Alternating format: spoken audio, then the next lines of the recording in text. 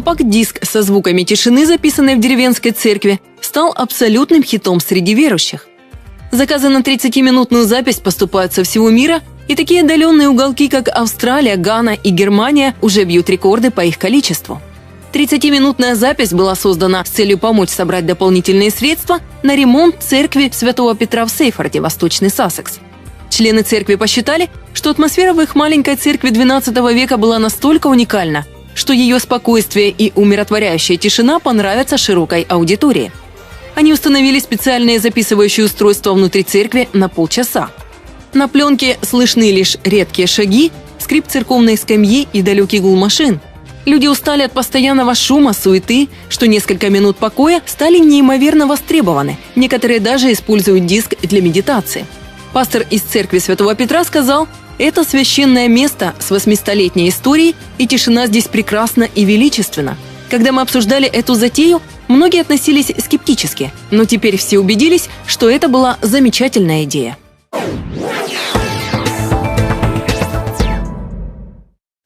Я был очень вдохновлен вот этой идеей, и, конечно, разные мнения можно иметь. Или это просто креативщики, которые придумали, как отремонтировать свой храм, или все-таки на самом деле мы сегодня говорим о том, что, мне надо немножко разделить, да, это по-разному, наверное, в православии происходит. Я вот больше сейчас, Владимир, вас, не слишком ли шумно в наших церквях? Церкви евангельские тоже разные бывают. Если баптистскую, харизматическую взять церковь, то это совершенно два разных мироощущения. Если взять церковь нашу, например, то у нас есть даже молитва тишины такая в начале, все молчание, то есть чтобы была полнейшая тишина в зале, полнейшая тишина в сердце. И то есть вам диск не нужен, у вас все в порядке с этим? Да, у нас есть время тишины. И к этому мы призываем верующих, чтобы они имели это время с Богом, когда они молчат и слушают Бога, потому что мы привыкли говорить. Мы даже друг друга-то плохо слушаем. Но музыка, надеюсь, есть у вас? Конечно, да. Весело, барабан. Тут все. диск-то 30 минут звучит, Владимир Васильевич. Да, 30 минут да, надо слушать. Здесь не каждый, это не кто занимается медитацией, вот полезно. Если это как коммерческий проект, креативно. Нет, так я удивился. Да. Смотрите, Гана, за что в Гане не хватает тишины? Гана заказывает. Значит, активно. это выявило нужду у людей. Люди нуждаются в тишине. У меня вопрос, на самом деле есть нужда? Люди нуждаются в тишине. Я думаю, что на самом деле есть нужда. Вот представьте, вы купили этот диск. Вам его надо как-то послушать. Услышать тишину можно только в тишине. И человек, он идет, да, и он понимает, что тишины на самом деле не хватает. Сегодня у меня, конечно, не в Гане живем, но у меня очень много семей, друзей, мы ходим в гости. И есть семьи, где постоянно фоном что-то работает. Тут люди, они даже боятся тишины. У них радио, у них телевизор. Они даже в машине в тишине сидеть не могут. И некоторые даже признаются: я боюсь тишины. Мне вот не нравится тишина. Допустим, в церкви, я много езжу, допустим, это часто в Америке, вот русскоязычная, диаспора, да, довольно консервативные церкви. И вот перед началом какая-то гнетущая тишина. Вот она не святая, она какая-то вот гнетущая. Как будто бы даже вот страшно пошелохнуться, и все такие замерли как-то. Мне кажется, что это связано вот с теологией. Вот мне кажется, в православной тишине хорошо. Но если бы хотя бы я музыкант, я бы хотел, чтобы в легкую так какой-то, может быть, музыка звучала там, не знаю, хорал. Это уже не тишина. Да, это уже не тишина. Тишина это но вот когда совсем тишина, вот я себя чувствую неловко, допустим, в православной церкви, я иногда захожу. Я чувствую неловко, что ничего не должно скрипнуть. Ты как так вот стоишь такой, вот мне кажется, если бы легкий фон стоял, допустим, какой-то хорошей музыки, было бы интересно. Но это... Конечно, будем хвалить православие, еще бы. Дело в том, что православие, наверное, более широко на это смотрит. Есть две традиции, самые основные, причем они очень давно существуют совместно. Это традиция именно приходская и традиция монастырская. И вот, пожалуйста, хотите тишины, есть монастыри, есть уединенные места, туда отправляйтесь, там в храм зашли, тихо, спокойно, никого нет. Монашеское богослужение очень тихое и очень... направлено именно на внутреннее состояние, в первую очередь, а не на какие-то внешние эффекты. Даже если это чтение, это пение, оно очень тихое, и оно как-то по-другому человека настраивает. Хотите по-другому, пожалуйста, вот большие соборы, особенно у нас в Петербурге, торжественное, красивое пение, громкие голоса священнослужителей. Вот, пожалуйста, вы хотите слов, вот слова именно вот в таком вот максимальном обрамлении. Поэтому просто более широко, наверное, на это нужно посмотреть.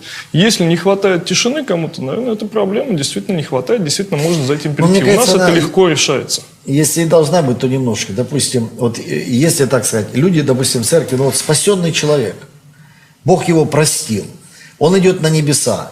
Мне кажется, это здорово порадоваться. Мне нравятся такие хорошая такая атмосфера, где очень много радости. То есть, мне думается, моменты тишины больше нужны нам там, где мы одни. Там, где мы, допустим, Библия говорит, зайди в комнату, закрой дверь. Вот там, мне кажется, момент тишины, внутреннего созерцания Бога, вот когда ты не так много говоришь, когда ты пытаешься его услышать. Но когда мы собираемся вместе, я думаю, кроме вертикали, здесь у нас есть вот такая горизонталь, когда мы можем вот через пение, через радостность поддерживать друг друга, переживать как-то Бога. Ну, давайте послушаем. Павел Левушкан из Риги, известный вот журналист, он прокомментировал это событие. Успех диска с церковной тишиной говорит нам о том, что мы, ну то есть наша западная цивилизация в целом, слишком много времени уделяем делу, которое чаще всего сопровождается тем или иным шумом, и очень мало времени и внимания уделяем тишине, молчанию, созерцанию, слушанию Бога, которые являются основой или фундаментом всякой осмысленной деятельности. Человек, который любит тишину, любит созерцать, это вовсе не наивный мечтатель. Напротив, его дела, его деятельность имеют больше сосредоточенности, а значит, более эффективны. Мы часто погружаемся в суету и теряем фокус, забываем за огромным количеством дел, куда мы вообще направляемся.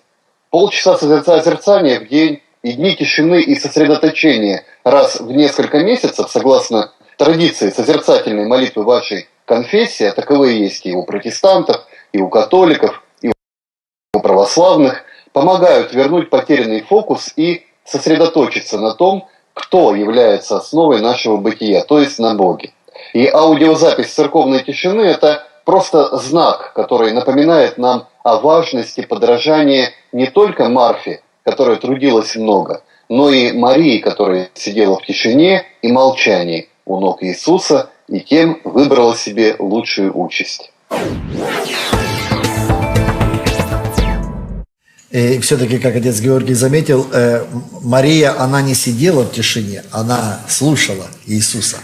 Я думаю, это большая разница. Но мое личное впечатление, что на самом деле это, возможно, необходимо, но это не может, то есть не надо крайности. Это нельзя теперь сказать, что нам так не хватает тишины, теперь мы все будем сидеть в тишине. Я думаю, иногда нам нужно сидеть в тишине. Но радость пред Господом написано, есть подкрепление ваше. Поэтому радостные песни, прославление Бога, вот это, знаете, как по состоянию души и сердца. Иногда и печальные песни поются, иногда радостные поются, иногда в тишине сидим. И слава Богу за то, что все это мы можем иметь. Я очень благодарен вам, дорогие эксперты, что вы нашли время и возможность поделиться своим мнением. Мы прощаемся с вами. Друзья, храни вас Господь. До свидания. Мир полон горя, проблем, унижения и несправедливости. Мы видим голодных, бездомных, больных, одиноких, нежеланных, нищих, слепых, калек. А что я могу сделать? Один много не сделает. Но когда нас двое, четверо, 20, 100, 1000, много людей плюс Бог, мы вместе принесем перемены. Это и есть партнерство. Партнерство Эммануил. Присоединяйся.